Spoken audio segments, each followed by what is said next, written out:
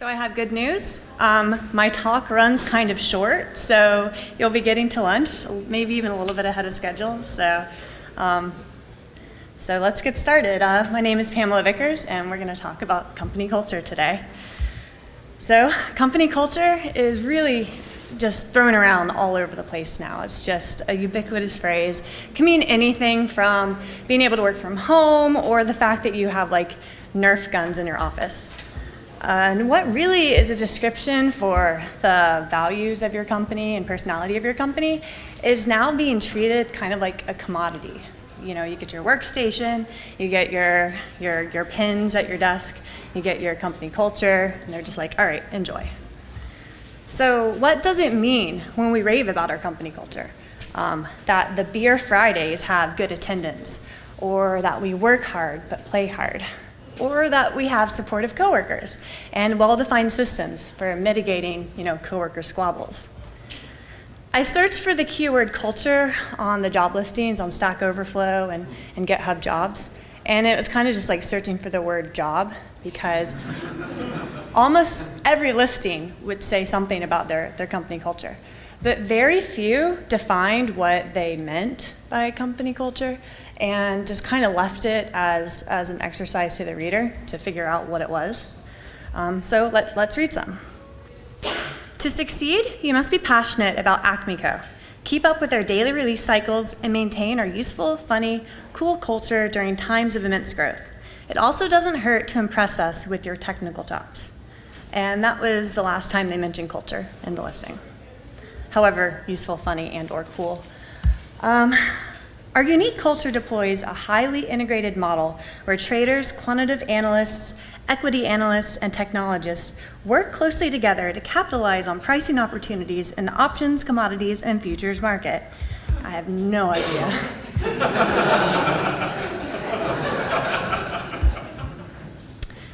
Please check out our culture and process dev blogs to get a feeling for the Acme Co experience. But don't trust us when we say we have the best culture in town. Drop by Friday after work for a craft brew and try to whip our CTO in ping pong. So I went and checked out their blog posts. So they say, wow, the day has flown by. You finished 2 stories, your pull requests were peer reviewed and merged, and now it's time to kick back. Pull up a stool next to our keg and pour yourself a craft brew, or grab a seat in front of one of our huge TVs for some intense Call of Duty. Tomorrow, we'll wrap up the current sprint, hold a science fair to demonstrate the new hotness we've built. We hope you've enjoyed day index 0. It only gets better from here. So the best culture in town sounds a lot like, we've brought together a talented team that's down-to-earth, friendly, and driven to build products that people use and love. We have flexible hours, sponsored company events, and a sweet ping pong table. Game on. Which reminds me, company culture isn't something you can just get overnight.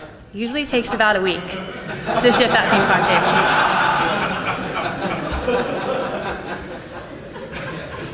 table. So ping pong table jokes aside, some of the job listings were just strange. We're looking for an experienced and awesome iOS developer, someone who puts WTF in apps. Again, I have no idea.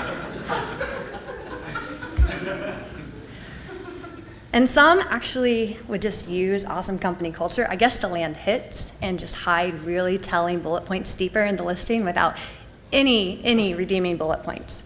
Ability to work extended hours as needed, including some evenings and weekends, and to be on call for emergencies required. But fortunately, some companies seem to get it a little bit more. What we value. We don't care about ninjas or rock stars. We look for people who are really smart, really nice, and who want to solve big problems and have the freedom to solve them without slogging through layers of bureaucracy. We believe in code quality, testing, peer reviews, and collaboration. We like polyglot programming. We believe in using the best tool for the job. We love open source, open communication, and have created an environment where we treat people like adults. We value building the right team and love that people rarely leave us. That's a good one. Here's another good one. At Acme Co., we respect and value our employees, and we promote a fun and supportive culture. We invest in your future with unrivaled professional development, and we provide challenging and dynamic projects that are collaborative and engaging. All of this happens within a 40-hour work week to keep your work and play balanced. We know that happy developers write the best code, and our employees are the best in the business. It's another good one. So assuming that a great or awesome or even best in town company culture is one that produces happy developers and employees that produce quality work, let's investigate what a company's culture should strive to be and examine along the way what can distract and even detract from these long-term goals, all in the name of great culture. So we'll hear from Ernie Miller tomorrow, but he's given a great talk in the past called The Most Important Optimization, Happiness. And in it, he introduces Martin Seligman's model for happiness, PERMA. PERMA breaks down happiness to 5 elements: positive emotion, engagement, relationships, meaning, and achievement. Now, perhaps there are other elements in your life that are kind of preventing you from truly achieving happiness, but real life aside, is it reasonable to expect your company to at least attempt to mark a check in each of these PERMA elements? I say yes, and to call your company culture great, they must. So how can company culture satisfy this model? Let's take a look at each letter. Perhaps the most visible element is often P, positive emotion. Emotion is what fuels tweets and blog posts about how much someone loves or hates a company. So if a company can generate some of that brand love and loyalty, they can get results right away for what they've done. But what elicits positive emotion? Lately, seems to be free t-shirts, beer Fridays or beer always, office scooters, good coffee, dog-friendly offices, Nerf guns, and of course, more than anything else. There are many angles to the positive emotion element, and an interesting article, maybe a little controversial, in the publication Model View Culture by Melissa Santos and Ralph Colburn. It discusses how perks can divide us. And I know you might be like, really? But let's just take a look at those perks really quick. T-shirts, I'm sure most of the 7 women in the room will agree. Unisex t-shirts, totally a lie. And when sizing becomes an issue, people can feel embarrassed and ashamed, and they might not ever say anything. So the people who are ordering the t-shirts will have no idea. Beer, by providing and promoting company beer events, you might be ignoring someone who's struggling with alcoholism. And if most of the team building is booze infused, this person might have to choose between being in a bad personal situation and being in a good professional situation. Dog-friendly offices. This one is hard because I really love being in an office that allows dogs. But it can be inconsiderate to people with allergies, dog phobias, people who don't like dogs. And then ping pong and dogs. This is just the coolest office. Probably a hot new startup. So while none of these benefits are purposely malicious or inherently bad, we have to balance our assumption that everyone will appreciate and benefit from these types of perks in the same way. When a company focuses too much on the perks it provides its employees, it might be missing more important, less tangible benefits it should be providing. I'm not advocating removing these fun perks, but suggesting a shift in our focus. I've worked at lots of companies that have these great sort of fringe benefits. I know how nice it is to have them, but it's important to ask yourself, if all of the nice coffee and snacks and food were to disappear, would you still be happy where you are?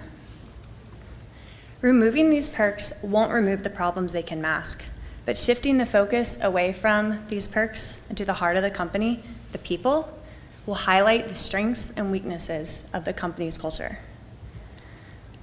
R. Buckminster Fuller, an architect, systems theorist, author, designer, and inventor, said, "You never change things by fighting the existing reality. To change something, build a new model that makes the existing model obsolete." So what new non-perks-based company culture model should we build? I believe that P, positive emotion, can directly result from having the other ERMA elements fulfilled. and that free, well-fitted t-shirts and catered lunches can just be the sweet, sweet icing on the perma cake. So speaking as a developer, the number one element that dictates the quality of my working life is the quality of the project that I'm working on. Anyone here who has suffered through a bad project or a bad client probably knows what I mean. And if you haven't, just consider yourself very, very lucky. If we want to avoid bad projects, we must first identify what makes a good project. Fortunately, 3 pieces of the PERMA model come together pretty well to describe a great project. The 3 pieces are engagement, meaning, and achievement. Hopefully your company already knows that engaging work is vital to employee happiness, and hopefully they're seeking out projects or internal things to work on that are engaged and providing the tools you need. When engaged, time zooms by, work moves smoothly. But if your day is spent finding a free tool that could be replaced with a better paid tool, you are less engaged in the project and more engaged in getting set up to work on the project. Or if your day is spent in meetings talking about a project or chasing down feedback from a product owner or a client, by the time you sit down to do the actual work, you can be mentally done. Obstacles, no matter what form, breaks concentration and prevents engagement. Removing friction and these procedural obstacles is a big step in ensuring that good work can be done in a good way. It's also easier to stay engaged in your work when it has some meaning. Does the application solve an interesting problem, provide a helpful service, improve quality of life, or track difficult data points? If you've ever worked on an application that seemed pointless, no one is going to use this, conjuring up the required focus can be extremely difficult, if not impossible. But if you know your application will provide something good to the world, you can often find motivation from within to power through the tough parts. Once a project is in action, knowing how to create and measure successes along the way is crucial to staying motivated. Having a tight feedback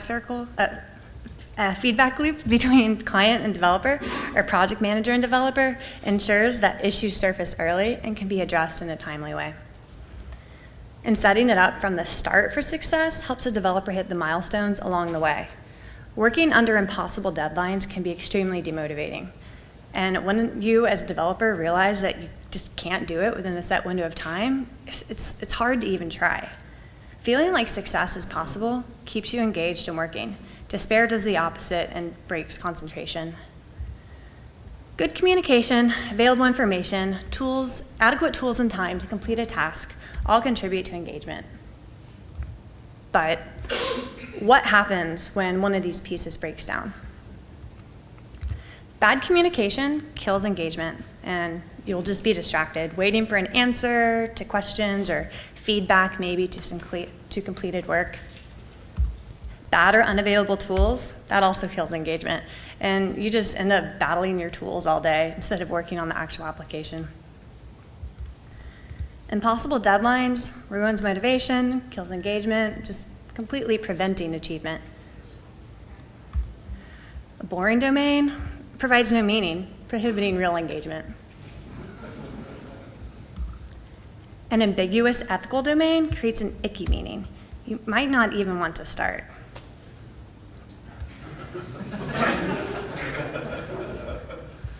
Possibly the worst feeling, no one is going to use this, blocks all 3. No meaning or purpose, so no engagement, and ultimately no achievement. But of course, there's no perfect project where everything is sunshine and daisies and cotton candy. When you're a programmer, you're solving problems daily, which is inherently hard. Big Nerd Ranch's founder, Aaron Hilligas, sums it up effectively in the opening of his Objective-C programming guide. The life of a programmer is mostly a never-ending struggle. Solving problems in an always-changing technical landscape means that programmers are always learning new things. In this case, learning new things is a euphemism for battling against our own ignorance. If you write code, you will struggle. Most professional developers learn to struggle hour after hour, day after day, without getting too frustrated. And that really is the key. You're going to have difficult days on the best projects, But if companies can strive from the start to provide their developers with good projects and good tools, we can mitigate some of this frustration. So what do developers want? What keeps us engaged in striving for achievement? How can we find projects that approach being all sunshine and daisies and cotton candy? I asked my Twitter friends for 3 adjectives to describe their favorite types of projects. I grabbed a few of their responses to show you. Inspirational, innovative, practical. Finite, community building, beneficial. Interesting, challenging, short. Epic, important, successful. Challenging, innovative, finite. Has a clear relationship between work and reward. Has a degree of complexity. Is autonomous. Without any coaching, a trend was apparent. I received other replies, didn't follow my 3 adjective request, but the same ideas were present. We want to work on challenging, innovative projects that are well scoped and designed to succeed. To be engaged and absorbed in your work, the task at hand needs meaning and it needs to feel achievable. So based on this data, I propose a formula for creating more positive emotion within your company. E plus M equals A, which generates P. In other words, without engagement and meaning, there's ultimately no achievement. And without achievement, there is much less positive emotion. And the positive emotion gained by achievement is something that can't be created by even the best cup of coffee. But what happens if a project, even after vetting, becomes unbearable? Shifting it around to other developers can turn into a game of Project Hot Potato. Sometimes when doing client work or consulting, a business relationship, like any other relationship, has to end or have an uncomfortable DTR, define the relationship conversation.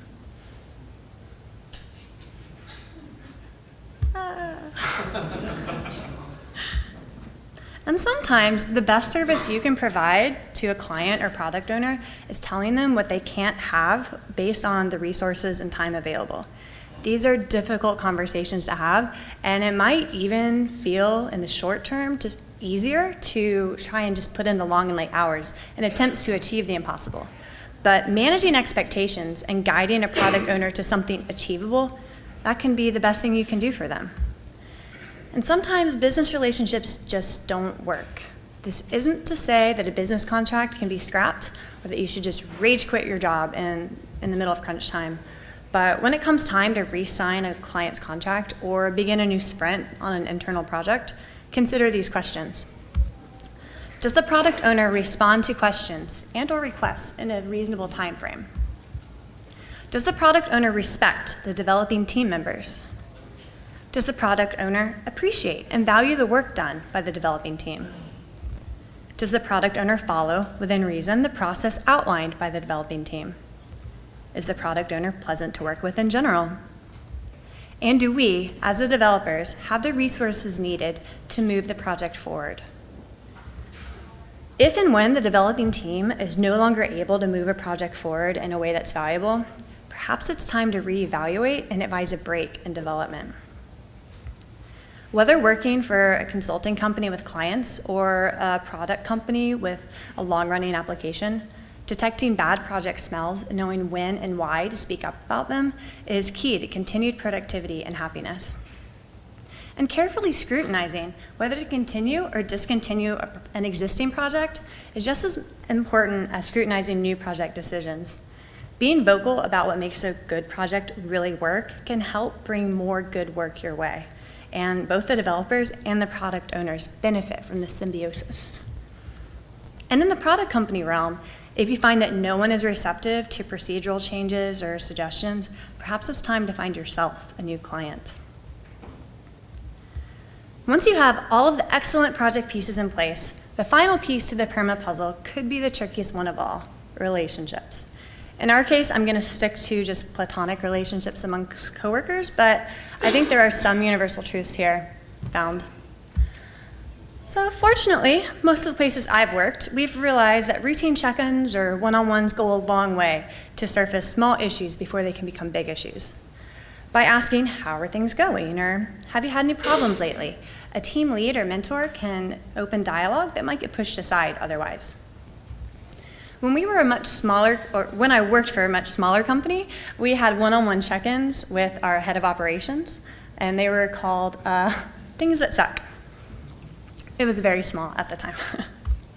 Our head of operations guy, Chris, he would ask us for anything that had interfered with our happiness or productivity that week, try to help figure out the cause and effect, then he'd email a list to everyone with ideas for improvement.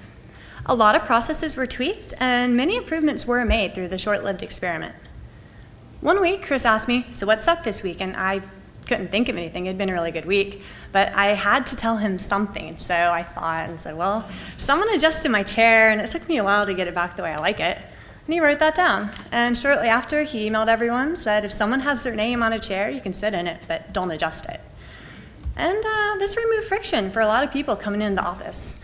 We were remote friendly, so it was nice to know that you could move seamlessly from one workspace to the other and not waste time with getting set up to work when you went into the office, even if it had been a few days or a few months since you were last there. I think the chair edict is still a rule and that most people follow it. But approaching your head of our operations and saying, hey, someone adjusted my chair and it took me forever to get it back the way I like it and it just totally sucked, man, might not feel very professional because it's not very professional. But when someone actually asks you who is in a position to help what can be improved or if there's anything wrong, it feels okay to talk about these small things. It opens dialogue early so that small issues stay small and fosters communication instead of assuming that the status quo is fine. But of course, there is a caveat. In order for the head of operations or manager of a team to get real, honest feedback to the question, is anything wrong, there has to be trust. Otherwise, open dialogue is just frozen shut.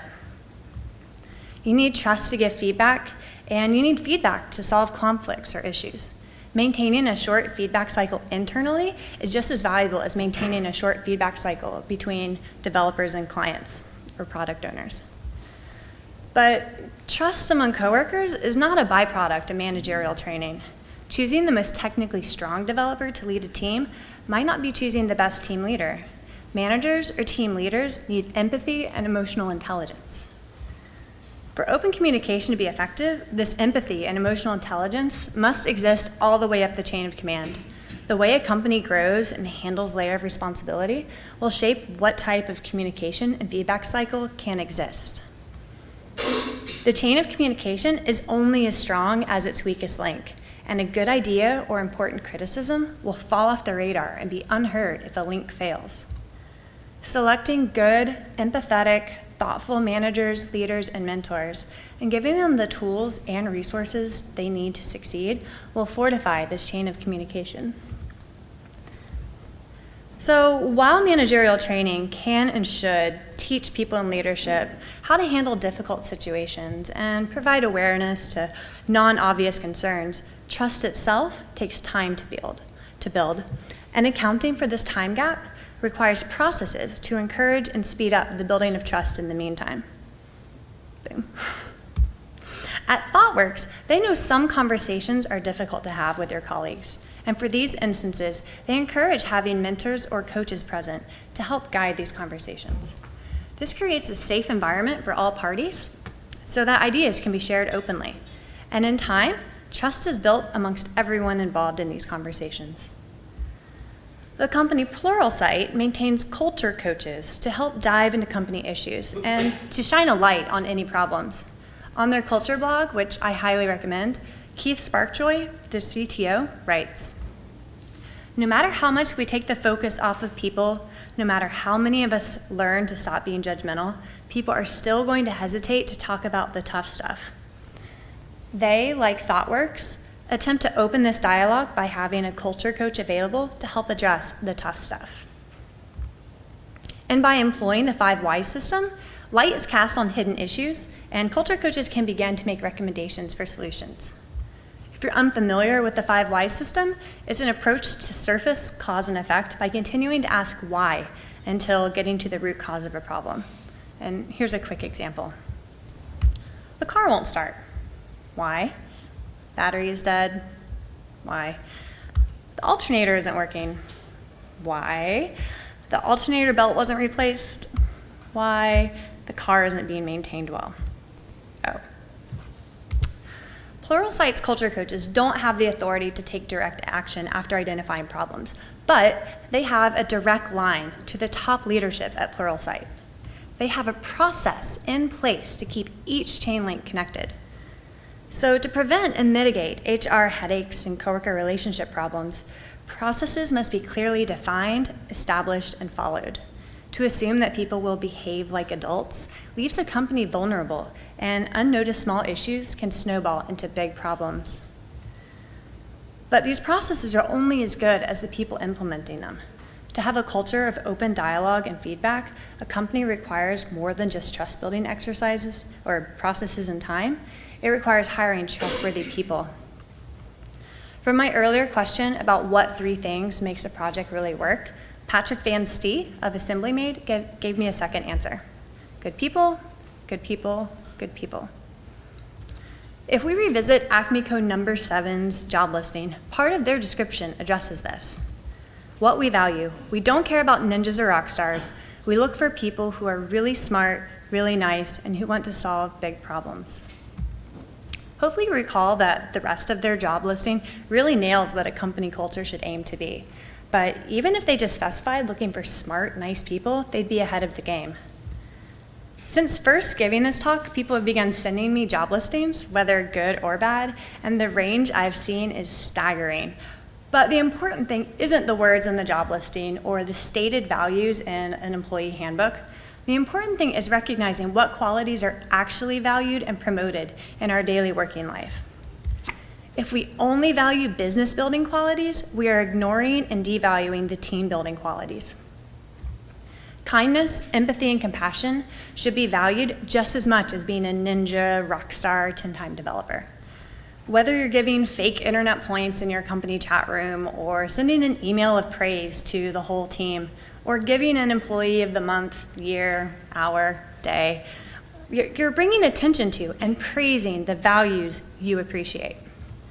You're deliberately shaping the culture of your company. Passively combining good people and fun perks in the same place and assuming that it will yield awesome culture leaves vulnerabilities exposed.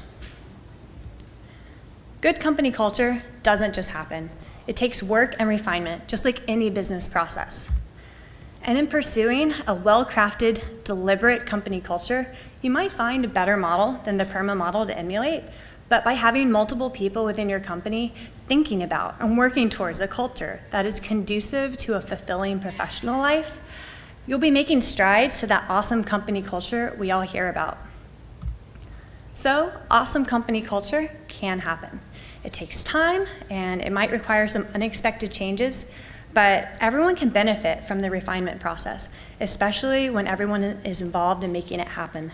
So, make it happen. Thank you for listening.